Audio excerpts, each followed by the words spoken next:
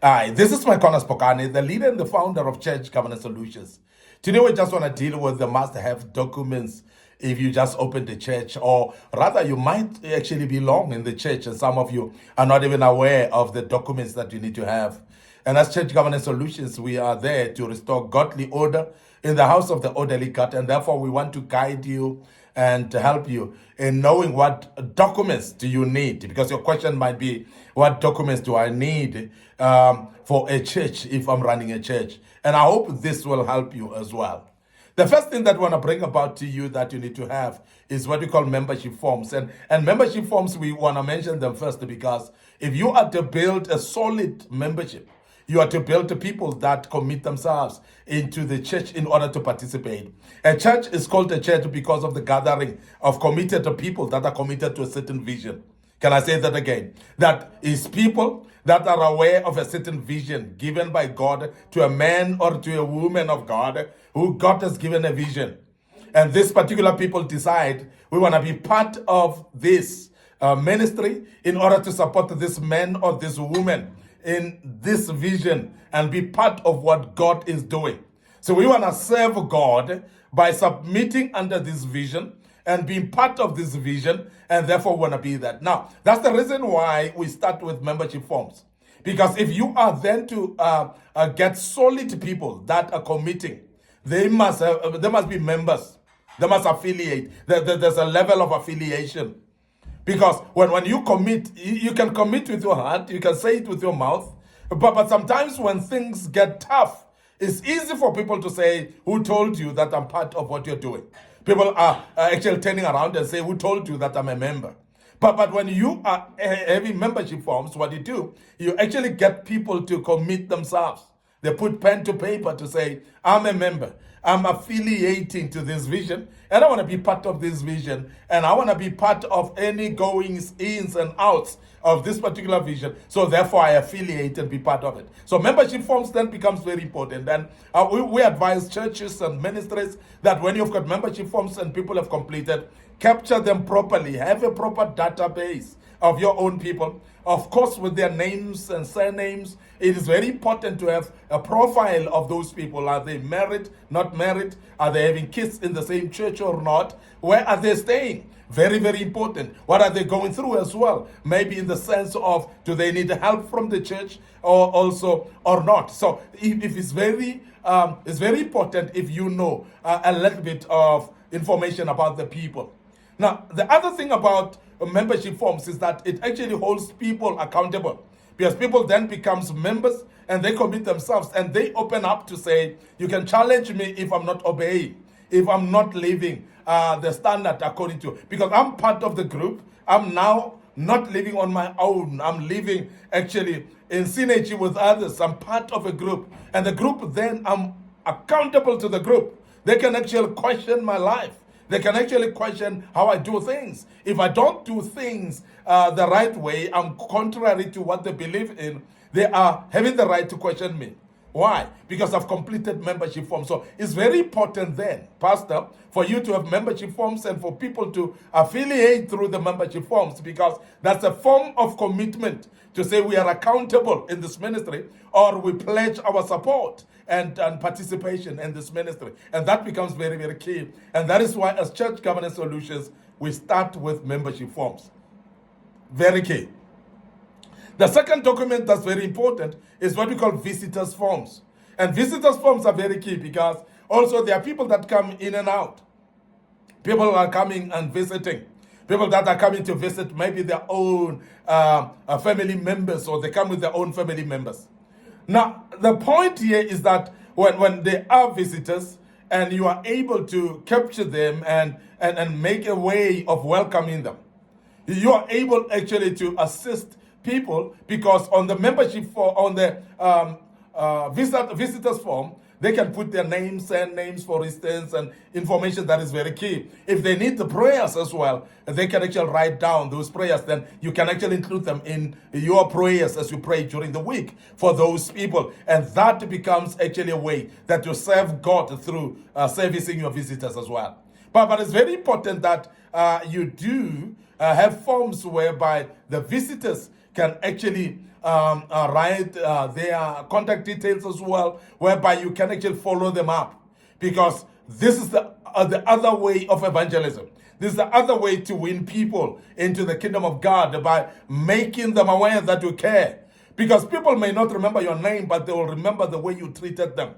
Now, first impression lasts long as well. If people come to visit and they are welcomed in a proper manner in a church, and after that, you've taken their contact details, you send them a message to wish them well, and also maybe to follow up. Are they well? What are they going through in their lives? Do they need prayers and so on? That becomes very important. And we want to emphasize that this is very key as well, that visitors forms become available. And we want to emphasize that because visitors form as well, majority of the people before they become members in any church, they would love to visit for some few days, for some few weeks as well, to see how the doctrine is all about, how you're running your services as well. They want to see what is your statement of faith. They want to see and know how you operate under your policies and your constitution. So they are watching that, and they want to make a decision of saying, we want to be members. That is why this area of visitors is very key as well. Now, many churches, they grow or fail to grow based on how they treat the visitors. When you treat the visitors well, you're more likely going to grow in numbers as well. If you treat your visitors shamefully, they're hardly going to come back because, as I said, first impression lasts long. So it's very important that membership forms are going in conjunction with visitors forms as well. So we basically want to outline that visitors forms are very key. The other documents that you need as a church is the constitution. We spoke in the previous sessions about constitution and how important a constitution is. Because in the constitution is actually policies that govern the church itself. It's actually a foundation of how the church is run. So that everybody knows, as I said, even when the visionary get deceased, for instance, it is very important that everybody else refer from the constitution and they know how to continue running the ministry even in the absence of the original visionary. And that's very important. That constitution then becomes very important. Now, constitution is not for the sake of gaining dust or in files and in an office somewhere. It must be a document that's a living document. Because as time changes and situations are changing, you need to update your constitution every time. It needs to go with times as well because things are changing every day. And if your constitution is not getting updated, you're going to sit with a constitution that is outdated and that may not be useful by any means. So it's very important as well that constitution gets to be a living document whereby you update it often based on what changes and situations that change around. This is very important that we emphasize that. The other document that's very important is a register for tithes and offerings or records for tithes and offerings. And we always recommend right now with the days of technology, so please have a database. It might be a system where you capture these people. It might be a system that you put them on the system and they are you are able to monitor who's tithing and the offerings as well, because this helps your financial management. And I must really say that is very key because as a church, you need to run in a proper financial systems. If you're running in the proper financial systems, it's going to be very key as well that you record the finances properly. So therefore, tithing and offering must be properly recorded so that they can be managed properly. We have said in the previous sessions as well that finances of the church are what we call public finances. So therefore, they must be managed as such. But if you don't have records for the finances, you're not going to be able to administer them.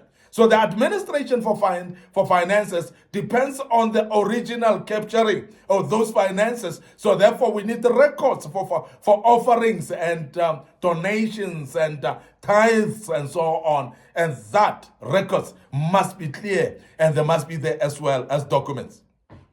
We also want to emphasize that another document that you need is you need to have a bank account documents. A bank account documents as a church are very important. Because you're not going to put money under your mattress. You're not going to put money under your pillow. You must have a bank account as a minister. You must have a bank account as a ministry because as you are going to bank the money, there must be records for that. And we're emphasizing as Church Governance Solutions that please have a bank account and let there be bank account documents, or rather a system, whether it's electronic, that is having your bank account and where you can account actually for the monies of the people. So bank accounts, documents, very important. We also want to speak about the registration certificate for your church, for your ministry. Remember that you are living in a governed country, in a governed society. So therefore, as a ministry or as a church, you must register to be known that you are actually an existing entity. You are an existing institution. You cannot actually exist in a vacuum. You must be existing within the bylaws and the laws of the government as well. So therefore, registration of your church is very important. And we want to emphasize once more that if you are not registered as a church and you don't know how to go about, please, you can contact us as Church Governance Solutions. We will be able to help you with that as well. So, but it's very important for you as a ministry to be able to be registered and have a registered certificate for that ministry. Also, the other document that's very important is what we call vision documents. Vision documents is whereby you outline your vision as a ministry. Let it be known what you believe in. Let it be known what the vision of this ministry is all about. Let it be a vision that people can read and follow it. The Bible says, write it down so that those that see it, they may run it. And it's very important that we emphasize that the vision documents are clear as well and well exposed to the people for people to know what the vision of the church is, for them to read and know the vision of the church. So vision documents are very key as well. We want to say you need to have statement of faith. We've mentioned this in the previous session as well. Statement of faith is actually extracts of verses and biblical doctrines that you believe in. And as a church, you need to stick to that as well, but have documents for that and let it be known what your statement of faith is all about. And that's very important. You need to have letterheads as well, that you need to, when you write letters, you must have letterheads. And that's very important as a document as well. Very key. We want to say you must have a logo as well of your church. And we're restoring godly order as in the house of an orderly God. So your logo must be clear and must be consistent as well. You mustn't be using different logos, and actually, because you must be known as a brand in that regard, and the logo must be consistent, and that's very key. And we cannot actually ignore to mention that as well. I want to end up here today, your host, MIcornus Phokane. I'm the leader and the founder of Church Governance Solutions. Our calling is to restore godly order to the house of the orderly God. Before we check out today, we want to remind you of our social media platforms. Of course, our Facebook page is Church Governance Solutions. Remember, I've got my personal Facebook page as well as under MIcornus Phokane. I do post these videos there as well. And please like and follow these Facebook pages. Make sure that you click notification button. Don't forget our YouTube channel is under Young Men Empowerment Forum. And follow us on our YouTube channel, Young Men Empowerment Forum.